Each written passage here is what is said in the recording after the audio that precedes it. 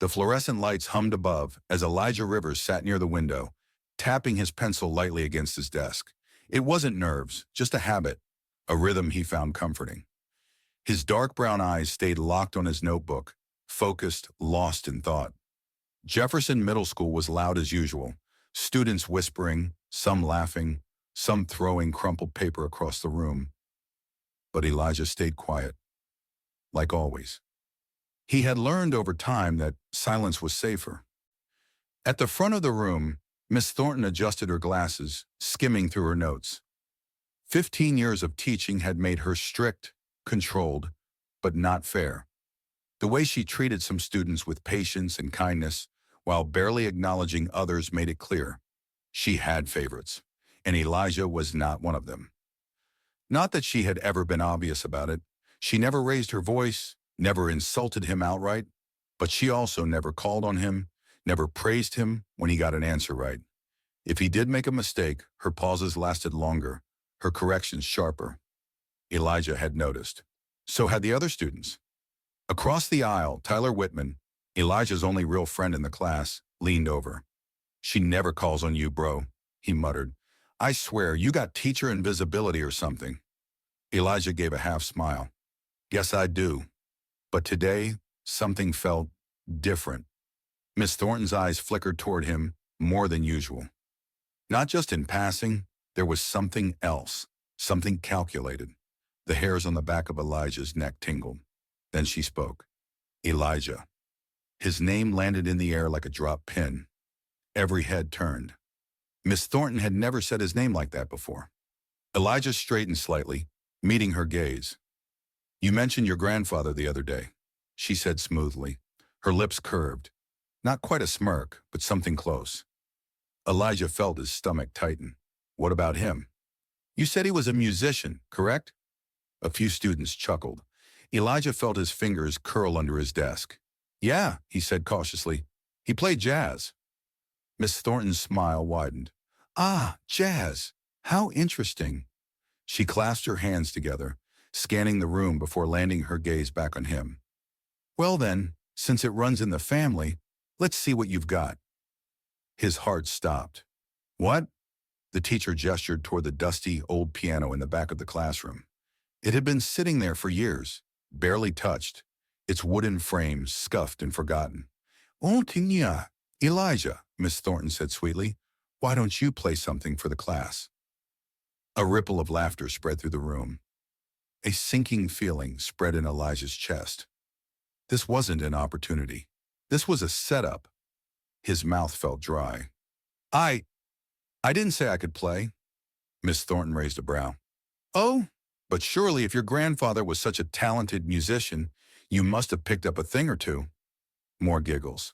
Brandon Hall, the class loudmouth, snickered from the back. Elijah's pulse pounded in his ears. She wanted him to fail. She wanted to humiliate him. And worst of all, the class wanted it too. Tyler shot him a worried glance, shaking his head slightly as if to say, "You don't have to do this." Miss Thornton tilted her head. "Well?" Elijah felt every single eye on him. Some were eager to laugh. Some were just curious. But none of them expected him to succeed. He had two choices: sit there and let her win, or stand up and prove them all wrong. Slowly, Elijah pushed back his chair and stood up. The room went silent. Elijah's legs felt stiff as he walked toward the dusty piano at the back of the classroom. Each step felt heavier than the last, like he was walking towards something designed to break him. Miss Thornton's gaze followed him, sharp and expectant, as if she were already picturing his failure. Behind him, the whispers grew, soft snickers, muted laughter, the sound of people waiting for a show, waiting for him to embarrass himself. He knew what this was. It wasn't about music. It wasn't about talent. It was about control.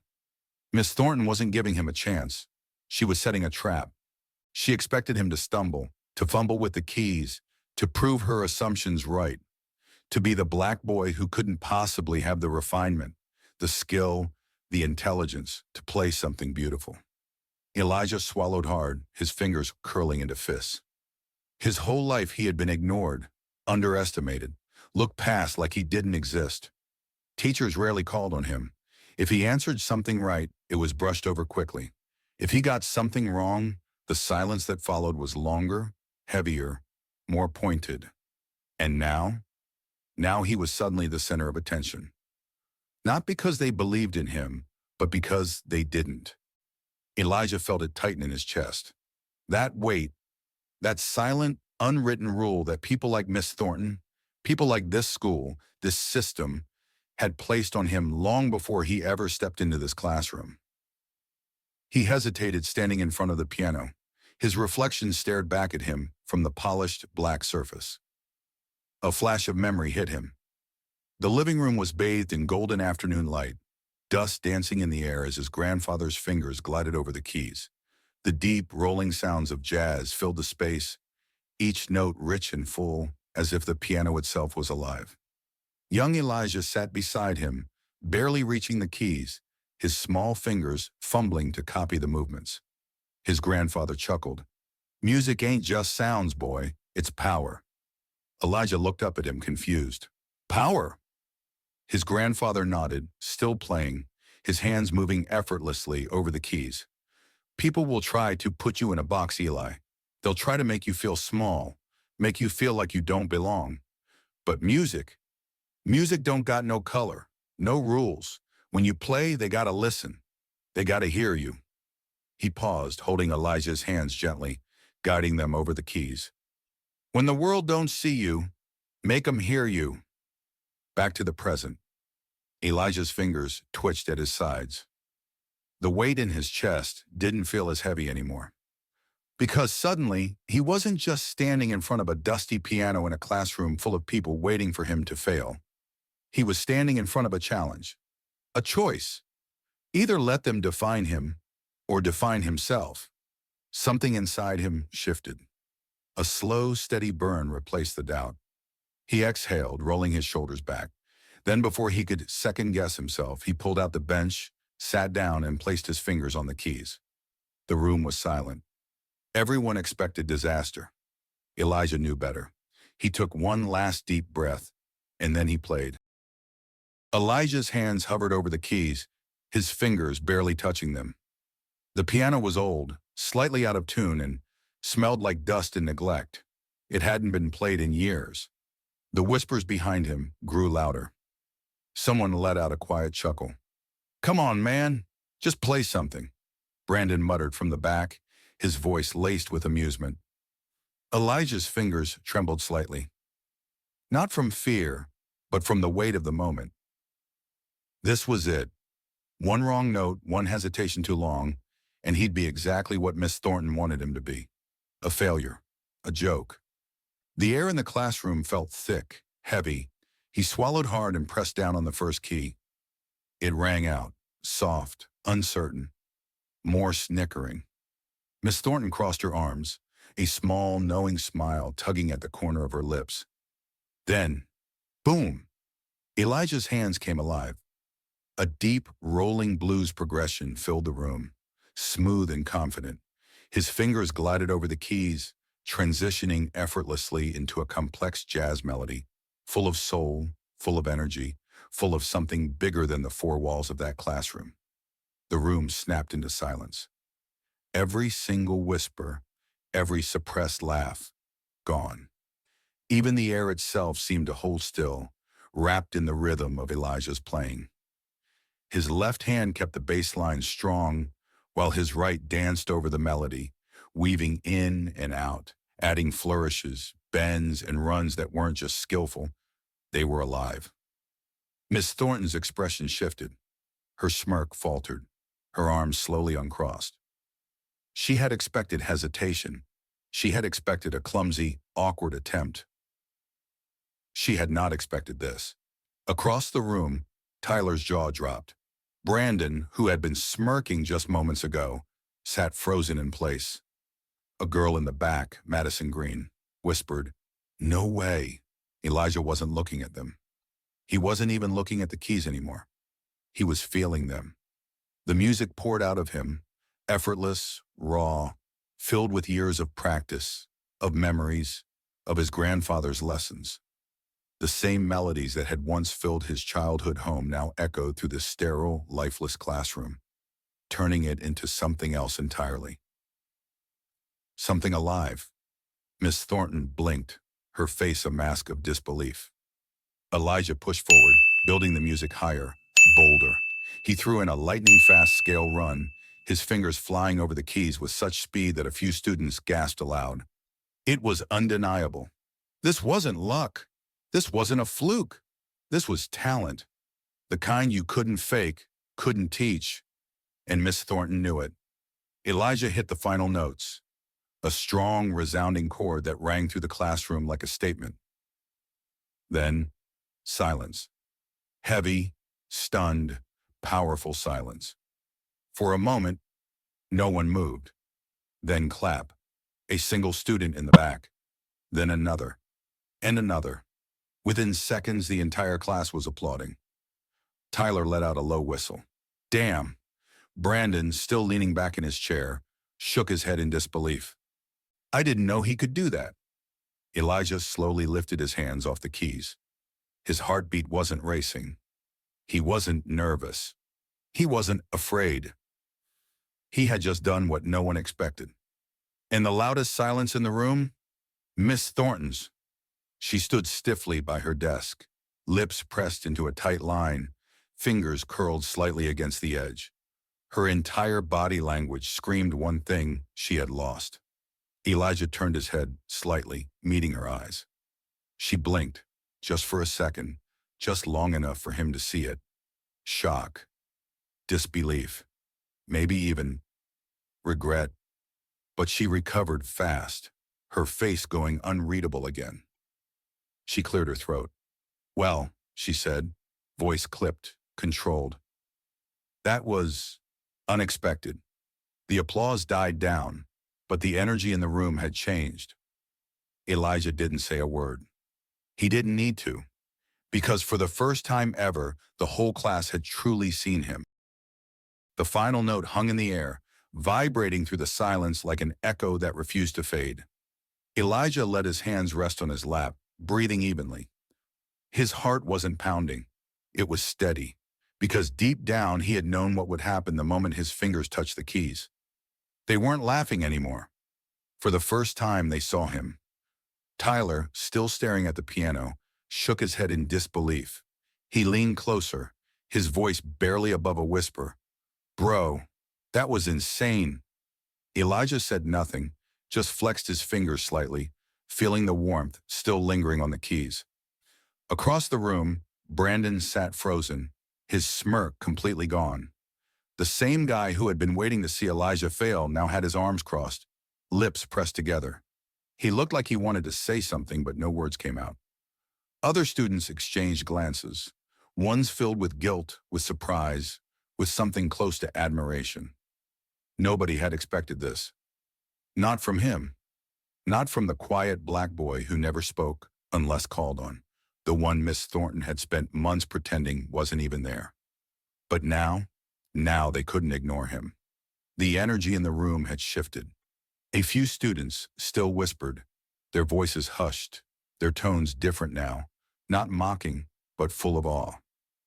But the biggest reaction of all, Miss Thornton's silence. She stood by her desk, stiff and unreadable, her fingers tightening around the edges of her lesson plan.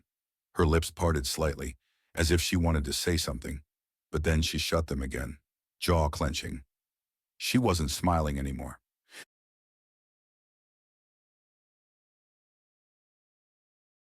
Breath, glanced at the clock, and then she turned away. Just like that. No comment, no acknowledgement, nothing. Elijah wasn't surprised. People like her never admitted when they were wrong. Miss Thornton straightened, flipping through her notes as if nothing had just happened.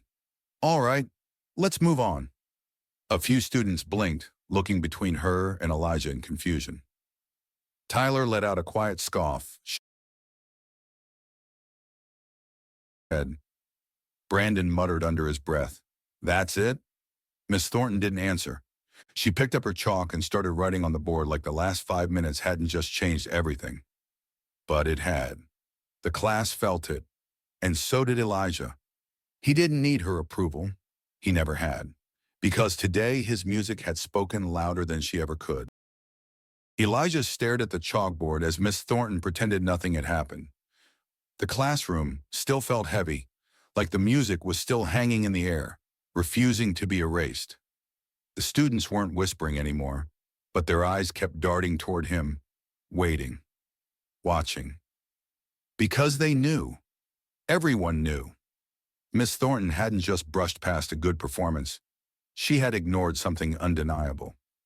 And Elijah wasn't going to let it slide. He slowly pushed back his chair. The legs scraped against the floor, the sound cutting through the silence. Miss Thornton froze for just a second.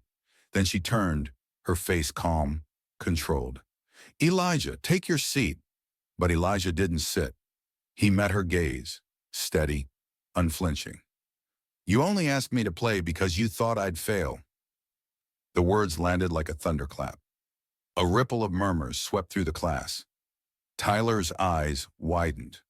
Madison, sitting in the back, leaned forward slightly, her arms crossed. Even Brandon looked interested now, watching the scene unfold. Miss Thornton's jaw tightened. "Excuse me." Elijah didn't back down. "You heard me." His voice wasn't loud. It didn't need to be. It carried more weight than anything Miss Thornton had written on that board. "Asa," she let out a short, forced breath. "I gave you an opportunity to share your talent with the class." Elijah shook his head. "No, you didn't." The class wasn't just watching anymore. They were agreeing. A few students nodded. Madison muttered, "He's right." Tyler crossed his arms, smirking. "Yeah, Miss Thornton, you don't usually hand out opportunities like that." Even Brandon, the guy who had laughed earlier, gave a half shrug. "Didn't seem like a compliment to me." Miss Thornton's fingers curled around the chalk in her hand, her knuckles turning pale. She had lost control of the room. "I don't appreciate being accused of something I did not do," she said, voice tight. Elijah took a slow breath. He wasn't just standing up to her. He was standing up for every time she ignored him, every time she looked past him, every time she made him feel like he didn't belong. "You wouldn't have asked anyone else," he said. "You didn't call Tyler, or Madison, or Brandon." He let the words sink in before adding, "You called me, because you thought I'd embarrass myself." Another wave of murmurs. The whole class knew he was right. Miss Thornton knew it too. Her nostrils flared slightly, but she forced her face back into cold, practiced neutrality. "Sit down, Elijah." For the first time all year, Elijah didn't immediately do as he was told. He let the silence stretch. He let her feel what it was like to be on the other side of it. Then finally he turned. Not out of obedience, but on his own terms. He walked back to his desk, sat down, and folded his hands together. Miss Thornton turned back to the chalkboard, but she wasn't in control anymore. Because today, Elijah wasn't invisible. And after this, he never would be again. By lunchtime, the entire school had heard about what happened in Miss Thornton's class. It spread like wildfire. How Elijah Rivers, the quiet kid, the one most people overlooked, had just shut down one of the toughest teachers in the school. How he had played the piano like a professional. How he had called her out in front of everyone. Elijah sat at his usual table in the cafeteria, a small corner near the window, where he could eat in peace. Normally, no one paid him much attention. But today was different. Students walked by, glancing at him. Some whispered to each other. A few even nodded at him, like they were seeing him for the first time. Halfway through his meal, Madison Green, one of the most popular girls in class, sat down across from him. Elijah blinked. She had never spoken to him before. She rested her elbows on the table, studying him. "That was incredible." Elijah raised an eyebrow. "What was?" She scoffed. "Don't play dumb. The piano. What you did in class. That was..." She shook her head like she still couldn't believe it. "That was crazy." Elijah took a slow bite of his food. "Didn't think I could do it?" Madison hesitated for half a second, then sighed. "Honestly? No." She leaned back in her chair. But I was wrong. Elijah glanced around. Other students were still looking at him. Some nodded in approval. Others just seemed curious, like they wanted to come over but weren't sure how. For the first time ever, people weren't looking past him. They were looking at him. And Miss Thornton? She wasn't handling it well. Elijah saw her pass through the cafeteria, tray in hand, heading toward the teacher's table. But she wasn't walking with the same authority, the same confidence she usually carried. She looked shaken. A few students glanced at her as she walked by, their expressions unreadable. Madison smirked, watching her. She's embarrassed. Elijah shrugged. She should be. Madison nodded. Yeah, and she knows it. For the rest of lunch, Elijah ate in silence, but he could feel the shift around him. Everything had changed, and there was no going back. Elijah stepped through the front door, tossing his backpack onto the couch. The house smelled like cornbread and fried catfish, the familiar warmth wrapping around him like a hug. His mother stood by the stove, humming softly as she flipped a piece of fish in the pan. Without turning around, she said, "You're home late." Elijah exhaled, sliding into a chair at the kitchen table. "Yeah, had a long day." His mother finally turned, raising an eyebrow. "Good or bad?" Elijah thought about it. About the piano, about the way the class had fallen silent, the way people had really seen him for the first time. He thought about Miss Thornton's face, how she had stiffened, how her control had slipped. Finally, a small smile tugged at the corner of his lips. "Good," he said. "Really good." His mother wiped her hands on a dish towel and sat across from him. "Want to talk about it?" So he told her everything. How Miss Thornton had called him out, expecting him to fail. How he had played anyway. How the entire class had changed in that moment. How Miss Thornton had tried to move on, but nobody let her. By the time he finished, his mother was quiet, studying him with something between pride and understanding. Then slowly she smiled. "You made her uncomfortable?" she asked. Elijah nodded. His mother chuckled, shaking her head. "Good." She reached across the table, squeezing his hand. "People like her. They get away with it because nobody calls them out. But today you didn't just play music, baby. You made her listen." Elijah felt something settle inside him, a calmness, a certainty.